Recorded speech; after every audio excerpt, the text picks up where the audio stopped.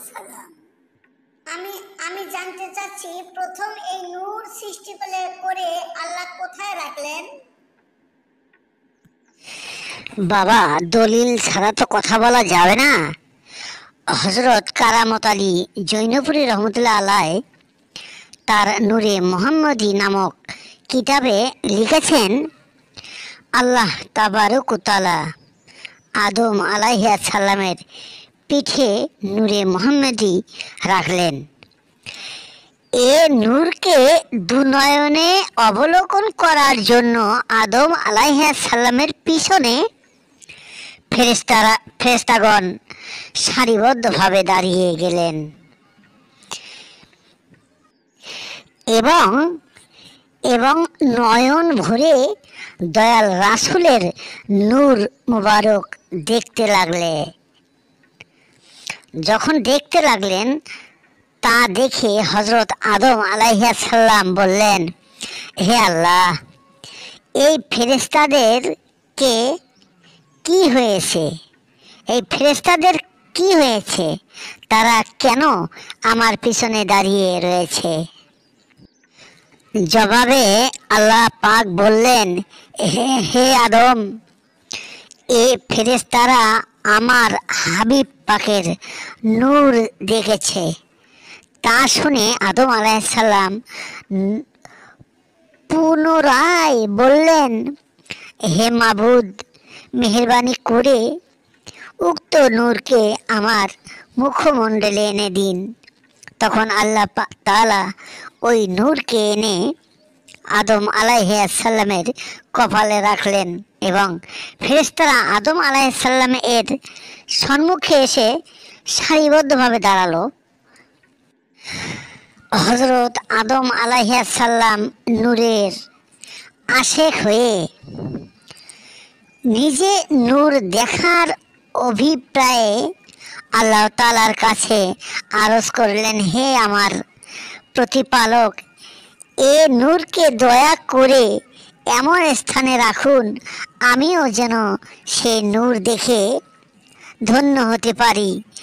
আল্লাহ তাবারক ওয়া তাআলা হযরত আদম আলাইহিস সালাম এর দোয়া কবুল করে সেই নূরকে হযরত আদম আলাইহিস সালামের তর্জনী নামীয় আঙ্গুলি মোবারকে রাখলেন। হযরত আদম আলাইহিস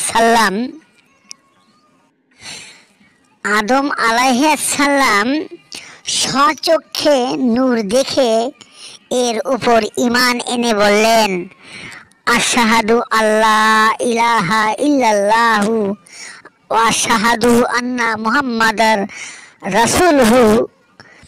আমি সাক্ষ্য দিচ্ছি যে আল্লাহ ব্যতীত কোনো উপাস্য নেই এবং আমি আরও সাক্ষ্য দিচ্ছি যে হযরত মুহাম্মদ সাল্লাল্লাহু আলাইহি ওয়াসাল্লাম আল্লাহর রাসূল। প্রকৃতপক্ষে রাহমাতুল লিল আলামিন হযরত মুহাম্মদ সাল্লাল্লাহু আলাইহি ওয়াসাল্লাম সর্বযুগেই বিরাজমান ছিলেন। এরই প্রমাণ পাওয়া যাচ্ছে যে পবিত্র আল কুরআনে বিভিন্ন বর্ণনায় থেকে যেমন আল্লাহ তাআলা হযরত রাসূল সাল্লাল্লাহু আলাইহি সাল্লামকে লক্ষ্য করে বলেছেন, আপনি কি দেখেননি আমি কিভাবে আদ ও সামুদ জাতিকে ধ্বংস করেছি?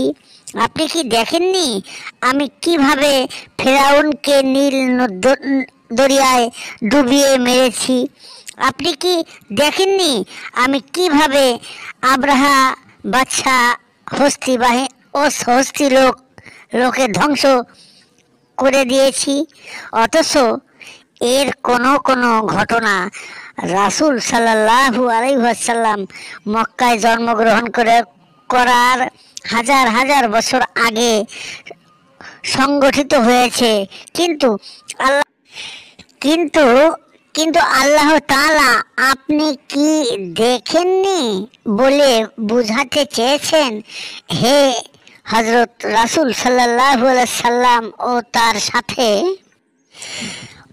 তার সঙ্গে সামনেই এসব ঘটনা প্রত্যক্ষ করেছেন। আর হযরত রাসূল সাল্লাল্লাহু আলাইহি ওয়াসাল্লাম যে মহাবিশ্বের সমস্ত ঘটনা প্রত্যদর্শী, এ সম্পর্কে আল্লাহ তাআলা পবিত্র কুরআনে ইরশাদ করেছেন, হে রাসূল, আমি আপনাকে সাক্ষীদাতা ও সুসংবাদদাতা এবং সতর্ককারী হিসেবে প্রেরণ করেছি। সূরা আহজাব 33 নম্বর সূরা আয়াত 45। সূক্ষ্ম জগতে তথা আধ্যাত্মিক জগতে হযরত মুহাম্মদ সাল্লাল্লাহু আলাইহি সাল্লাম বিরাজমান থাকলেও মানব জাতিকে উদ্ধার করার জন্য তিনি অনাদিকাল থেকে নবী রাসূলগণের মাধ্যমে হেদায়েতের ধারা অব্যাহত রেখেছেন। এ প্রসঙ্গে সহিহ বুখারী শরীফে বিশিষ্ট সাহাবী আবু হুরায়রা রাদিয়াল্লাহু তাআলা আনহু বলেন, রাসূলুল্লাহ সাল্লাল্লাহু আলাইহি ওয়াসাল্লাম ফরমান, আমি আদম সন্তানের প্রত্যেক যুগেই উত্তম শ্রেণীতে যুগের পর যুগ প্রেরিত হয়েছি। শেষে এ যুগে জন্মগ্রহণ করি যে যুগে আমি বর্তমান আছি। বুখারী শরীফ 16, মেশকাত শরীফ 5493। বিশ্ব নবী হযরত মুহাম্মদ সাল্লাল্লাহু আলাইহি সাল্লামকে জাহিরিভাবে পৃথিবীতে প্রেরণ মাধ্যমে মহান আল্লাহ তাআলা আপন পরিচয় পরিপূর্ণভাবে প্রকাশ করে মানব জাতির জন্য দান করবেন পূর্ণাঙ্গ জীবন বিধান। এজন্য মহান রাব্বুল আলামিন সৃষ্টির আদি হতে হযরত রাসূল সাল্লাল্লাহু আলাইহি ওয়াসাল্লামকে প্রেরণ করে শুভ মুহূর্তের জন্যই অধীর আগ্রহে প্রতীক্ষা করেছিলেন।